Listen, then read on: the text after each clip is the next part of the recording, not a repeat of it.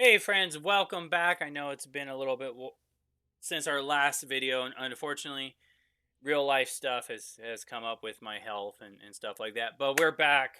Thankfully, nothing super serious. I'm still above ground and still making Warframe videos. Thank God. So today we are on episode 4. Yes, finally another full number. Uh, Pretty sure we've gotten most of the little stuff out of the way. This will be our second to last video in our Warframe beginner's guide. This video we're going to be talking about attributes, the different stats, what they mean, what they do for you. Our next and our last video, we're going to go over mods. And then future videos, we'll start diving a little bit deeper into more specialized content, niche content, railjack, companions, stuff like that. But thank you everybody for joining us today for episode 4. So, attributes. Basically, there's all kinds of attributes throughout the whole entire game, but the two main areas that are going to affect you the most, and the two main areas where you want to get the most comfortable, are your Warframe and any of your weapons. Those two are 99% of the game that will have the biggest impact on your ability to move through the content efficiently and actually have a good time. So, without further ado, let's go ahead and start with our friend Atlas here. Let's take a look at some of your Warframe stats. Now, as for the Warframe itself, there isn't really much there. It's pretty compact, pretty straightforward. Armor, and it'll actually tell you when you mouse over stuff. Armor reduces all damage to your health proper. And then you got energy. Actually, let's skip energy. Let's go to health and shields next, right? So armor is a type of mitigation for your health. Health is pretty self-explanatory. It's the total amount of health you have until you go kaputski. That's it. Straightforward. Now, shields. Shields are basically another type of health. They're just a blue health bar, basically. There's two big differences, though, between shield and health. The first one is shields regenerate. Your health usually doesn't. You can get mods to increase that regeneration, how fast it kicks in, how fast it regenerates, and stuff like that.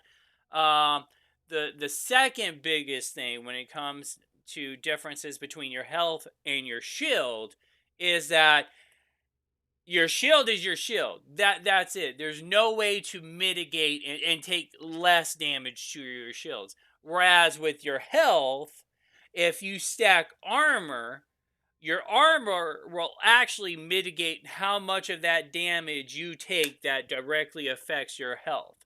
So I would say armor, health, and shield are your most important attributes you want to kind of learn first, because if you're dead, none of the other attributes really matter. So get a feel for your different warframes. Depending on the warframe, depending on your playstyle, will depend on which one of those three attributes you really want to lean into. Some warframes don't even have shields, so that attribute goes right out the window. It's meaningless to you. So at that point, you're going to want to lean real heavy into the health and armor. Some warframes, even though they do have shields, depending on your playstyle, you might not even want to mess with your shields that much. You might want to lean super heavy into the armor and the health, kind of like how you see with my boy Atlas right here.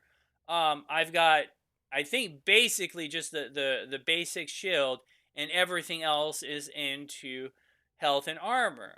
And just in case some of you might wonder why you might want to do something like that, and this will be the only time we really get into mods, because I don't want to get too deep into it. Depending on how you want to play, there are moments and instances where taking damage might not be such a bad thing. One of the reasons why I don't really go into shields is because I do want to take some damage.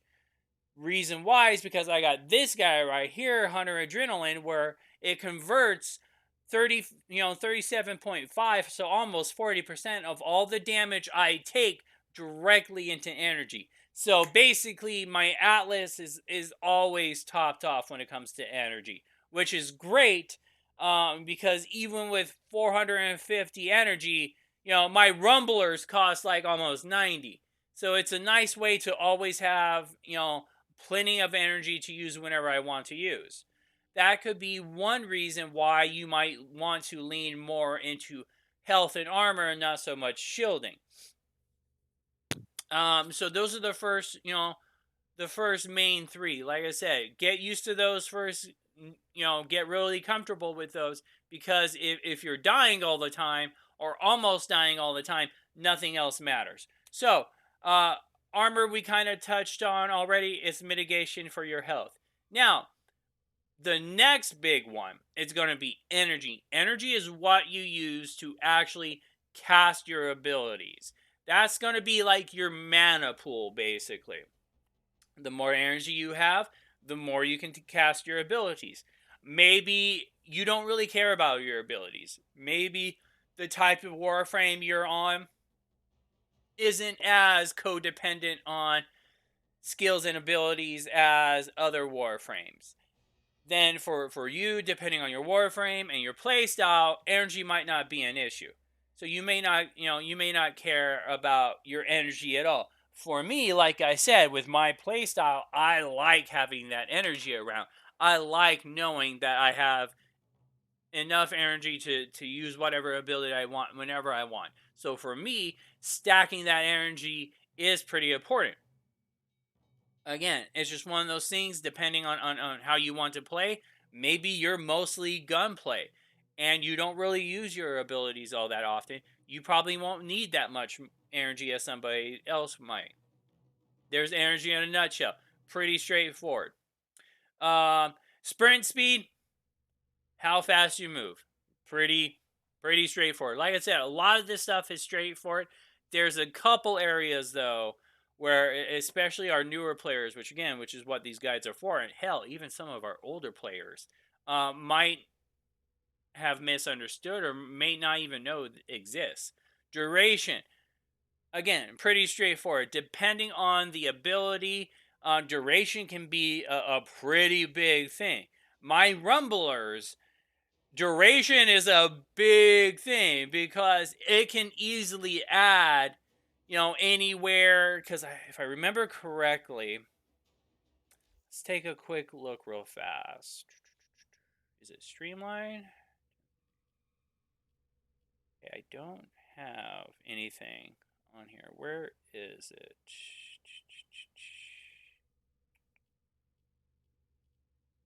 Here we go. Here, we'll just take this one off. And this is even a low level one. This isn't even super high. But as you can see, it easily added like almost another 6 seconds onto that. And that's only at 12%. So imagine what you could get if that was like 30 or something like that. So for those abilities, like your rumblers that already are lasting a good little bit, yeah, if your ability only lasts, 4 or 5 seconds, then duration is probably not going to matter. But if your duration is something like a rumbler, or maybe it's like, what is it, um Oberon's third ability that does the area effect thing, that has a duration of I believe something like 15 seconds baseline. So that, duration could, actually have a good impact. Oberon also on his heal, not on the heal part itself, but on the armor buff. The armor buff, I believe, has a duration of like 15 or 20 seconds right off the bat. Duration would actually increase that. So, for some abilities, duration really wouldn't mean that much. But for some of those longer lasting abilities, just 12% can give you a good 5-6 more seconds. And sometimes that 5 or 6 more seconds counts.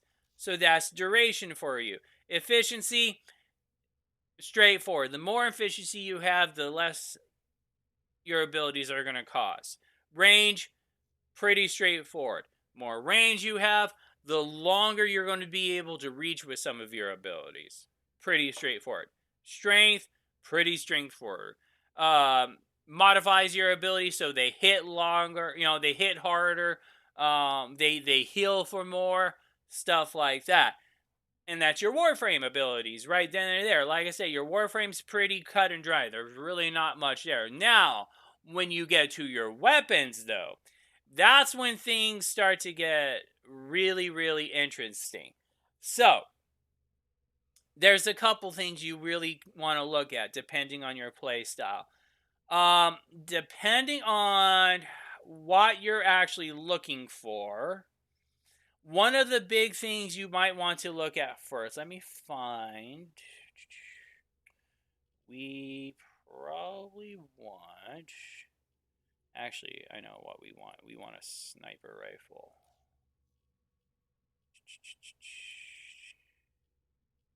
I got a feeling. Yeah, there we go. So,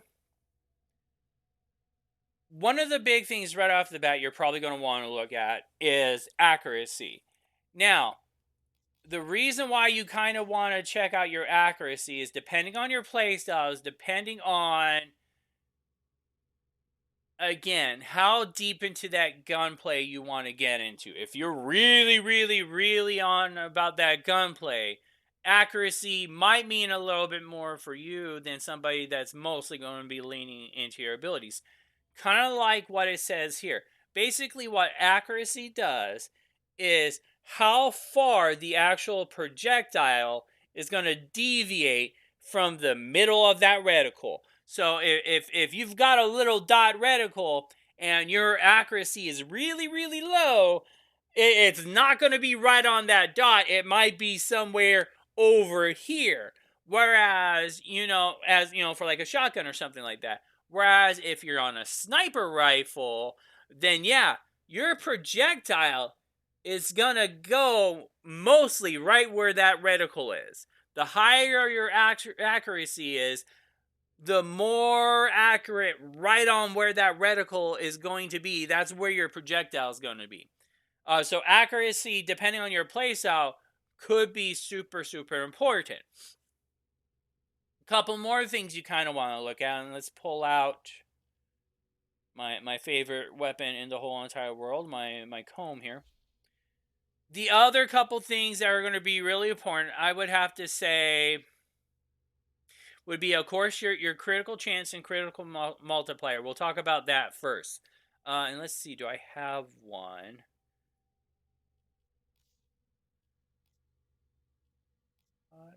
I had one that was pretty high. Oh, which I think actually I know. Hold on, I think it's.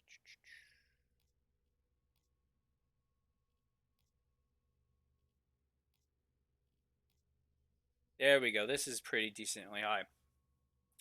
So you have pretty much two types of guns according to the meta when it comes to how you kind of want to build them.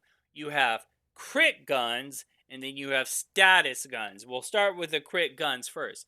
Usually anything, I would say anything over 20%, 25% critical chance, that's usually a very good candidate for a critical chance build gun. Soma here being a really good example. Right off the bat, you're sitting at 30%, and I don't think I have any crit. Yeah, I don't, and that's without any crit mods on it. You can actually get mods that will increase that critical strike chance. Point strike? Yeah, so right here, 100%, I throw that on there, which of course I can't. Now I throw it on there. So we go to 30 to 60. And especially with something like Soma with a super fast fire rate, you're going to be critting a lot. So, again, I would say anything over that 20 to 25% range would be a very good candidate for a crit-based weapon. Now, the other thing you want to look at is, and of course, for those of you don't know, Critical chance is a given chance to cause bonus damage. And as it says right here, values over 100% have a chance to become orange critical kits, and over 200% have a chance to become red. Basically, different varying levels of more damage, basically. So, the higher your critical chance, the higher your chance of getting that extra bonus damage. And going into the critical multiplier is, as it says right here, so critical hit damage multiplied is multiplied by this value. The added damage is doubled for orange and triple for red. So, if you can get into that reliable orange red zone, you're going to be busting out some pretty good numbers. Critical chance weapons. Now, on the other side of that coin, you have status effect weapons. Now, as you can see, looking at our Soma right here, 7% isn't exactly the greatest number you want to see when you're going for a status effect weapon. But if we go to and see that's not that great either. But if we go to our very nice comb here right here, status effect is 75%. And that's 75% for each little pellet that you're shooting. So your comb is going to be an amazing candidate for a status effect weapon. Absolutely amazing. So, why would you want to build a status effect weapon compared to something else? Well, if you're doing targeted damage, kind of like how I'm doing here, where I have, damage specifically for Grenier, magnetic shield damage specifically for Corpus, and, corrosive for infested. If you're going for that targeted damage type, you want to actually be able to do that damage. It doesn't matter if I'm aiming for radiation damage and if my status effect is like 5%, then the probability of actually me causing that secondary elemental damage is kind of low. Whereas something like this, when I'm sitting at 75% per pellet, basically, yeah, I'm damn near guaranteed. I'm always going to be triggering that radiation effect, that magnetic effect, that corrosive effect, blast, whatever effect you're looking for, impact, puncture, slash, it's damn near guaranteed you're going to be triggering that effect. So that's why you might want to lean more into status, and that's why you might want to lean more into critical chance. Either of those two builds are totally viable. I've said it before, guys, and I'll say it again. I don't like showing builds, and I'm probably never really going to do a build type of video other than maybe as a guideline to make your own builds, because I think the best, most efficient way anybody can learn and enjoy the game is to actually learn about the game. Do your own builds, test out your own different mod combinations, find your own play styles that work for yourself. I'm just going to help guide you to be able to make educated decisions, but in the end, you should be the ones making the decisions yourselves. So, that's kind of why you would want to lean into one of those two weapon builds. Now, moving on, now that we've got that out of the way, we can look at some of our other attributes here. Fall off, right here, damage varies depending on how far you are. Something like a sniper rifle, you can do maximum damage from halfway across the map. Whereas at the same distance, I probably wouldn't even cause damage. My shotgun wouldn't even connect. Whereas if my shotgun is right on somebody's face, I'm going to blow their head off. Whereas my sniper rifle is not going to really matter either way, one way or the other. So that's your fall off right there. Fire rate, pretty self-explanatory. The higher this number is, the faster you're going to be able to pull the trigger and shoot. Straightforward. Magazine size. There you go. Number of ammo rounds the weapon holds. Now, multi-shot. This is another one that can be a little bit tricky right off the bat. This right here, when you read it, projectiles fired per shot without consuming additional ammo. Each projectile has its own chance to apply critical hits or status effects. Now, right off the bat, this isn't going to show anything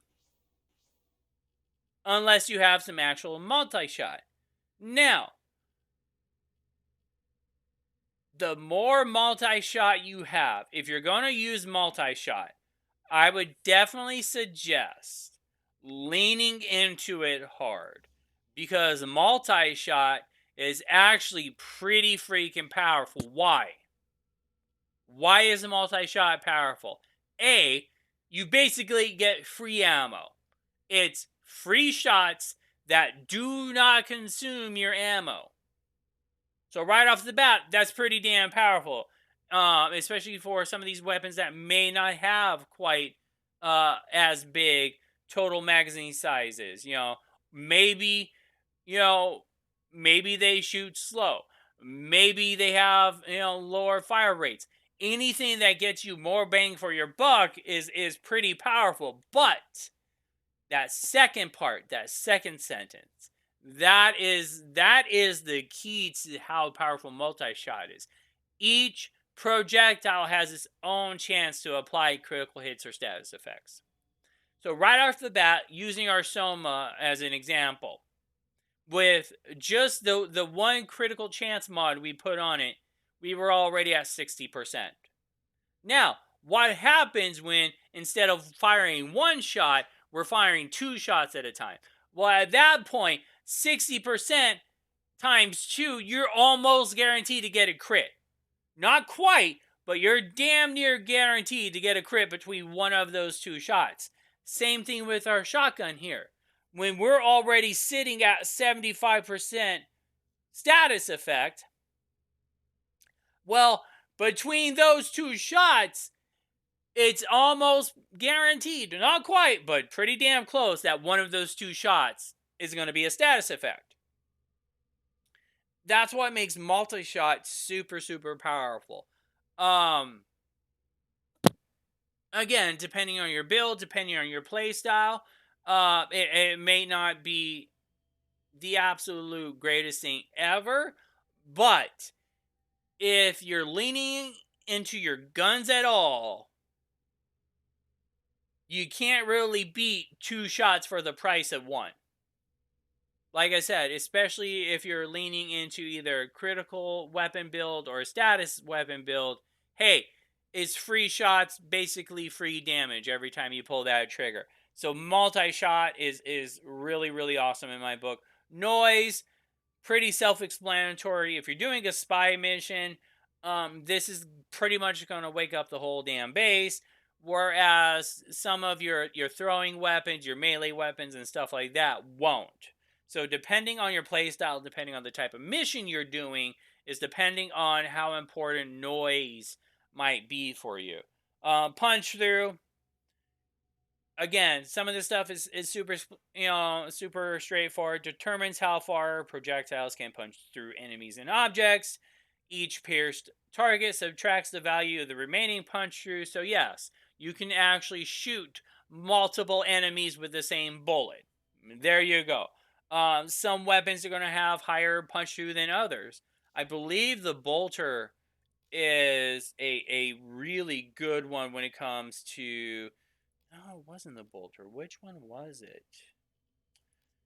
No, there's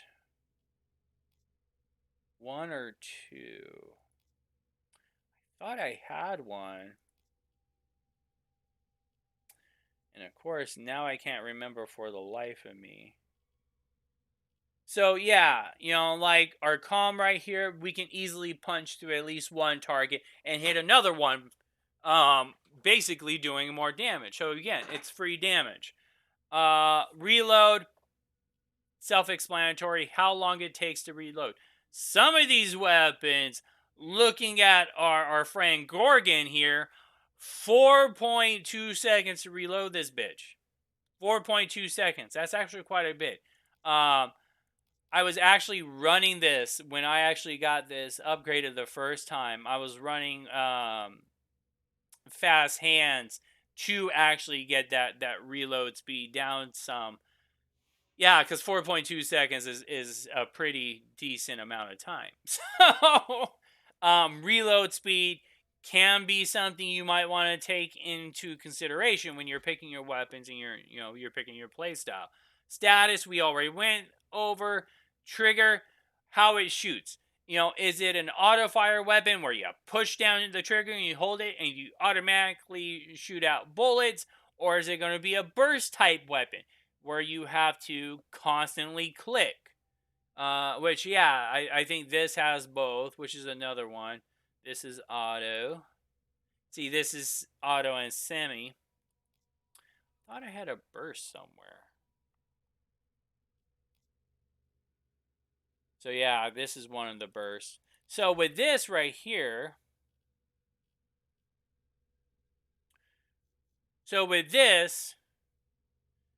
when you press the trigger, it's going to fire a short sequence of shots, and that's it. I believe with this one, it's like 4 shots at a time, and that's it. So you got to constantly keep pressing that trigger. Again, depending on your play style and what type of gunplay you're looking forward to, trigger could be a big thing you want to consider. If you're like me and you just want to hold down the trigger and blow things up down a hallway, burst probably isn't going to be your cup of tea. You might definitely want to lean more towards auto. Again, to each their own. Play around with it, find out which trigger type works for you, and there you go. After that, we move into some of the damage types. Impact is mostly used against shields. Super important. Stuff like, Corpus and stuff like that. Impact is going to be your best friend. There you go. And it also makes enemies vulnerable to finishers at low health. Which, honestly, I don't really see a huge importance for that, because if you're already at range, you're probably not going to stop firing at somebody just so you can run up on them and do a finisher. You're probably just going to kill them. So, I'm about the finisher part, but if you're looking for stuff to take care of shielding, impact is your boy. Puncture, armor. So you're talking about Grenier. So, shielding is going to be the blue bar on your enemies. Armor is going to be the yellow bar. So if you see an enemy with a yellow bar, you know you're dealing with armor. If you see an enemy with a partial blue bar, that's shields. For armor, puncture is your guy. It's going to be able to shred through that armor, and it also reduces the target's damage output by 75%. That's regardless of whether they have armor or not. Puncture is pretty nice to have. And last but not least, out of our basic physical damage types, you got Slash. Flesh is anything with a red bar. Blue bars, shields. Yellow bars, armor. Red bar is health.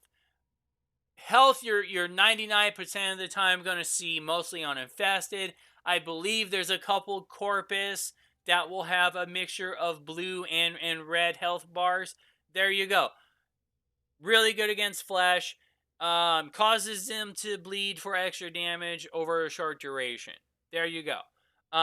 Straightforward. That's what those damage types do right there. Now, getting into some of the secondary elemental type damages, this is where the fun really starts showing up. So, we've got heat. Well, right here we've got toxin. Let's throw this on. Here, let's get rid of this. So, toxin. What does toxin do?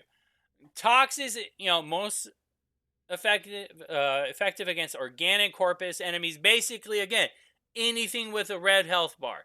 Anything with a red health bar, toxin is going to work really good against.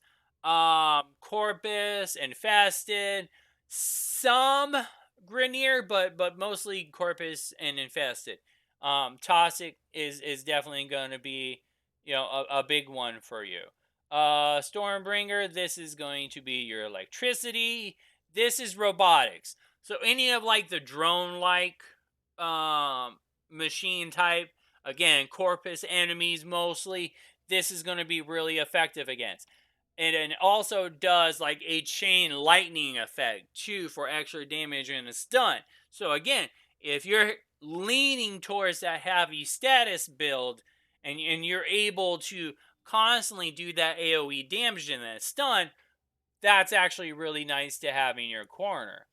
Heat, mostly again, you're looking at basically health damage. So anything with a red bar, 99% of the time, like it says here, that's going to be your infested.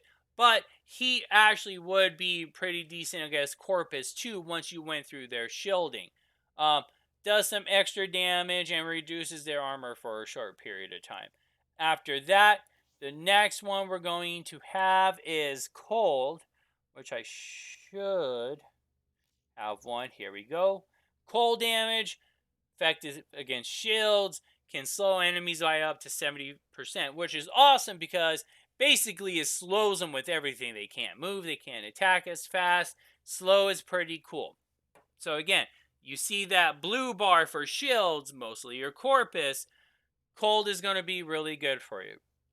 So that's your first part of your elemental damage. Now, when you start mixing these guys, that's when it can start getting kind of crazy when you start mixing them. Now, I would suggest at the very beginning, there's a couple of web pages I have saved on my Discord, which anybody is welcome to join. That way, you can have access to a lot of the same resources that I used when I was a new player. Don't be afraid to look up some of those resources, especially when it comes to the secondary elemental type. I mean, you got radiation, you got gas, magnetic, corrosive, blast, viral. It There's a lot to remember sometimes. Don't be afraid to look at the chart every once in a while to know what combination you need. Let's start with radiation. Right off the bat, we're looking at electric and heat. Electric. Here actually, it's that. Yeah. So radiation, alloy armor. Radiation is going to be again armor. That's the key word, armor. So anything with that yellow bar, hit them with radiation. Mostly Grineer. When you're fighting against Grineer, radiation is going to be your friend. Radiation puncture. There you go. You're good for Grineer. Another good one. Let's pull. Oh, let's see. Let's do this one. Gas. So, kind of like how it says right here. Infested. Basically, anything with a red health bar. Anything with actual health, gas is really good against. Another good one. Let's go ahead and we'll just go straight down the line with heat. Blast. Again, infested, but this is actually kind of fun to use against any enemy, really, because what this does, outside of it reduces the enemy's accuracy for a short duration, it actually knocks them down. It does like an AoE knockdown. So if you've got like 5 or 6 guys clumped up together and you get that blast proc to go off, you'll actually knock them down on the ground for a couple seconds, which is actually really nice because again, you can keep on hitting that again if you're using something like a comb with like 75% status effect chance. You can keep on hitting them again and again with that blast proc, and blast is great for wiping out groups of enemies. So this is a really good one.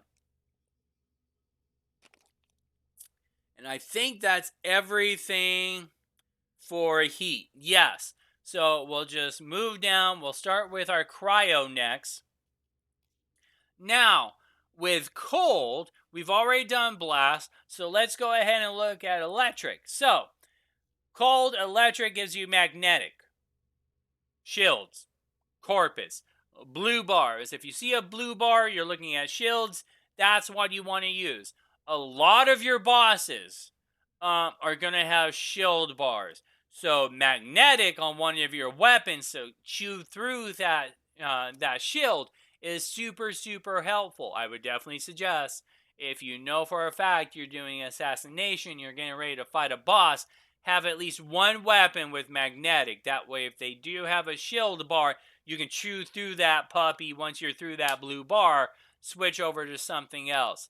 There you go.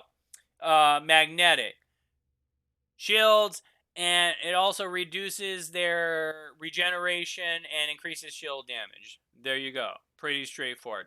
Next in line, let's go ahead and do Toxin, which is going to be your viral damage. So, kind of like how it says right here, Grenier clones.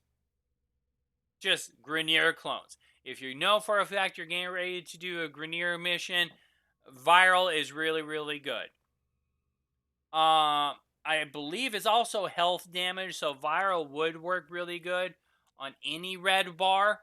Um, Infested stuff like that. Like I said, occasionally, I believe some of like the engineer humanoid types of Corpus occasionally will have a red bar mixed with their shield, but mostly I would say Grenier clones and infested.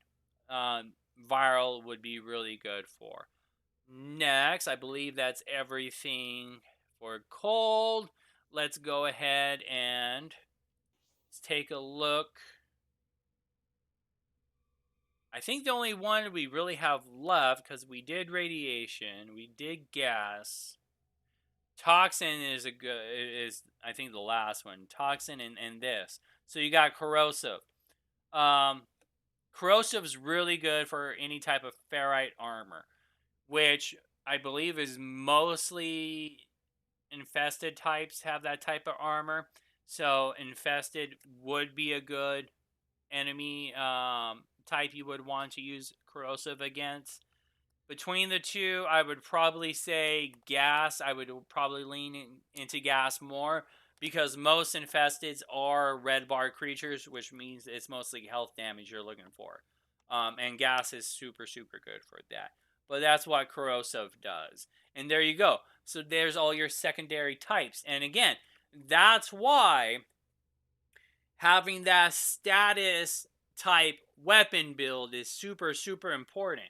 Again, if you're looking to chew through a boss's blue shield bar, getting that magnetic status effect going off is going to be a lot more important than your crits, because you want to chew through that bar, you want to make sure it can't regenerate, which means you're going to want to do magnetic damage type, which means you're going to want to do a status effect type build. So there's your physical primary damage types. We've gone through the elemental damage types, and that's pretty much it, guys. That's basically all your attributes right together. I don't really believe there's a couple different ones actually. For your melee, you got your attack speed, how many attacks you can get in. Blocking angle is the cone angle for when you're looking at an enemy, how far off they have to be for your weapon to automatically block or for you to block it yourself. If you have a 50% angle, your viewing angle is only going to be like this. Whereas if you have, where is it? Where's my girl? There she is. If you got something like this where you have a blocking angle of 75, well, that means enemies within this type of view range, you're going to be able to block. So you're going to be able to block more damage from your sides than straight on ahead of you, like with your fist weapons and stuff like that. So that's your blocking angle. Combo duration is the amount of time you have in between hits to keep your combos going.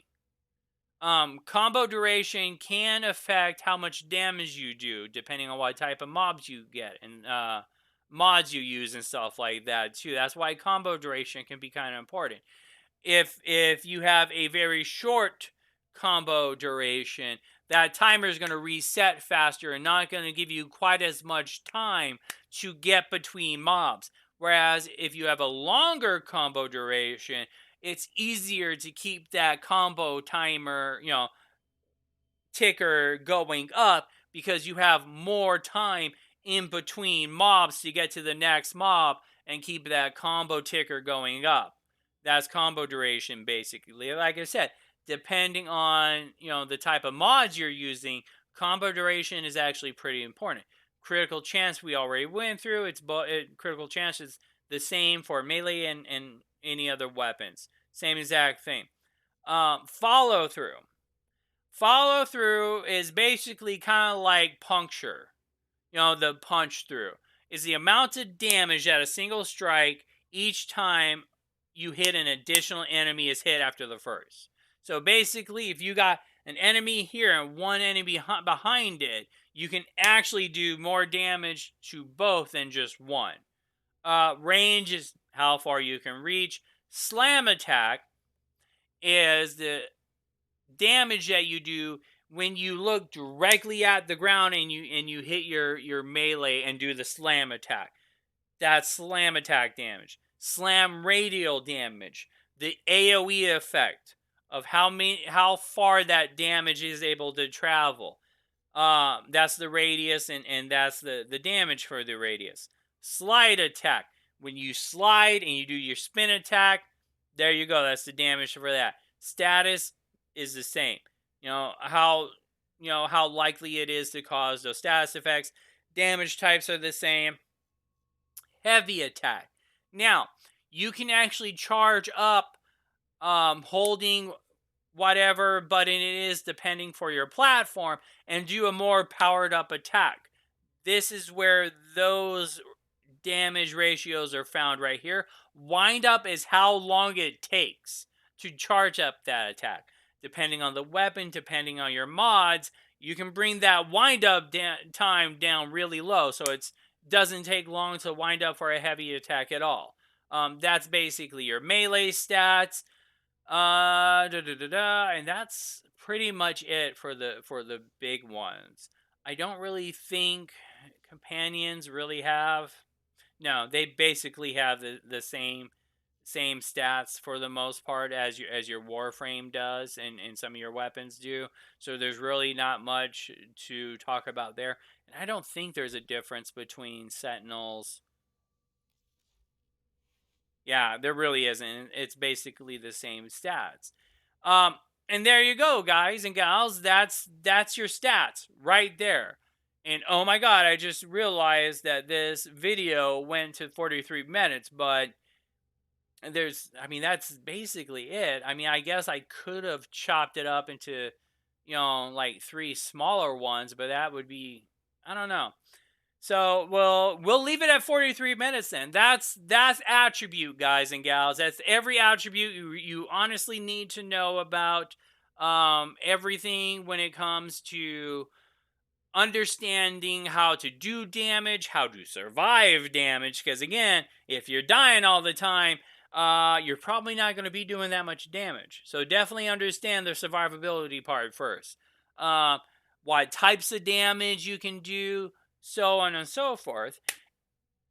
And that's episode 4. So again, as usual, guys, I appreciate it. Thank you for making these videos fun to do. I enjoy it. Again, I remember what it was like to be brand new and to kind of look and roam around in the wilderness that is Google and YouTube and look at some of these videos and have absolutely no idea what the hell these people were talking about or if these videos were even valid, because a lot of the new player videos are a couple years old now on YouTube. So I'm glad I'm able to get some super updated content that hopefully is a little bit more easier to understand for somebody that maybe has just started playing the game today. If you guys are enjoying that, please feel free to subscribe. There is going to be more videos coming out, If you have questions, if you have comments, if you have ideas, maybe there's a type of video you would like to see. Maybe there is something you're still learning about and we haven't covered it just yet. Please let me know, and I would definitely, you know, if I get enough, feedback pointing in the same direction, I would love to make a video on that topic. But until then, friends, thank you. I appreciate you. Until our next video, as always, take care of yourselves, take care of each other. And this is your buddy Trandell signing out.